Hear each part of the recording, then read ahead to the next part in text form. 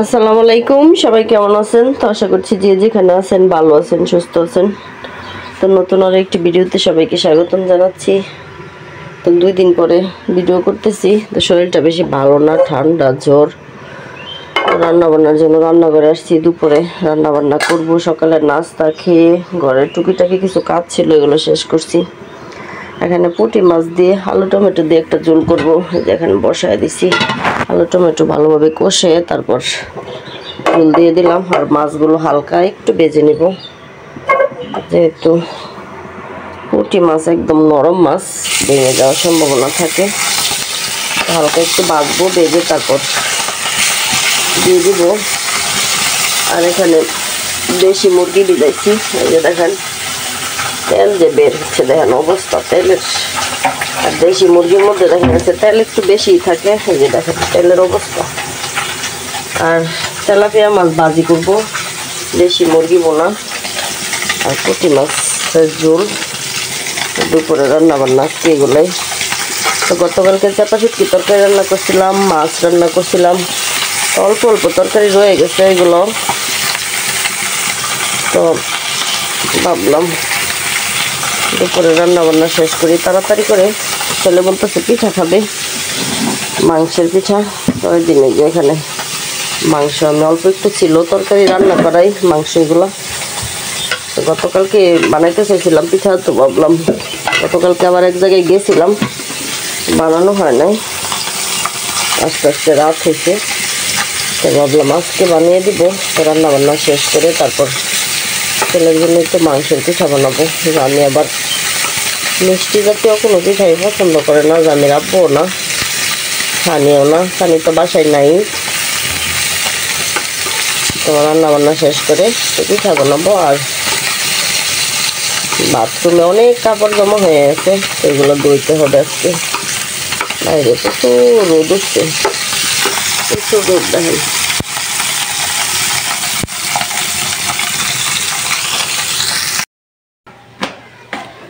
তো রান্না বান্না শেষ করে ফেলছি। আর এখানে ভাতও বসায় দিছি, তরকারি টরকারি সব রান্না শেষ আমার।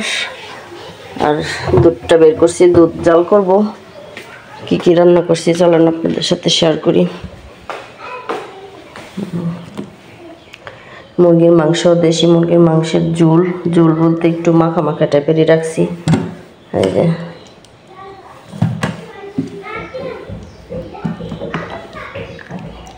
অনেক সুন্দর একটা ফ্লেভার বের হচ্ছে। তো দেশি মুরগি আমির অনেক পছন্দ।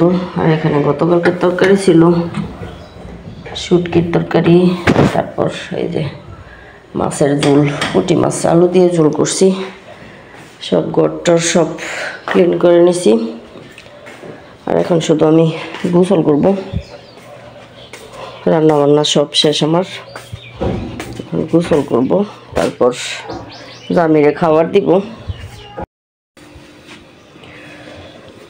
তো দুপুরে খাওয়া দাওয়া করে আজকে অনেক ধরনের পিঠা বানাইছি। পুলি পিঠা বানাইছি, মাংসের পুলি, তারপর আবার নারকেলের পুলি পিঠা। তো 2 ধরনের। জাল হইতে দেখেন অল্প একটু হয়ে গেছে, তো মনে ছিল নক করতে। এদিক দা রস জাল করে নিছি, দেখেন কেমন লাল টকটক হয়েছে। তো দুপুরে রান্না বান্নার পরে আর ভিডিও করা হয় নাই। দুপুরে খাওয়া দাওয়ার পরে ভাবলাম আসর আজান দিছে, নামাজ পড়াই পিঠার বানাইতে চলে আসছি রান্না করে। তো রসগুলো জাল করে রাখছি, রসের পিঠাও বানাবো ইনশাল্লাহ। আর এখানে কি কি পিঠা বানাইছি আপনাদের দেখাই। মাংসের পিঠা, মাংসের পিঠাগুলো তো অসম্ভব মজা হয়েছে। আর এখানে এলো নারকেলের পিঠা, নারকেলের পিঠাগুলো খুব মজা হয়েছে। তো পিঠা বানানোর সময় আমি ভিডিও করতে ভুলে গেছিলাম। আর জামির আব্বু তো মাংসের পিঠা পছন্দ করে, ওরা নারকেলের পিঠাটা কমই পছন্দ করে। মাংসের পিঠাগুলো খুব মজা হয়েছে, গরম গরম তো অনেকগুলো খাওয়া হয়েছে।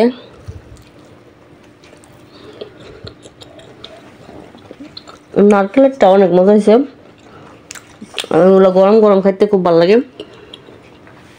কিছুক্ষণ আগে বানাইলাম। আমি নাও খাও।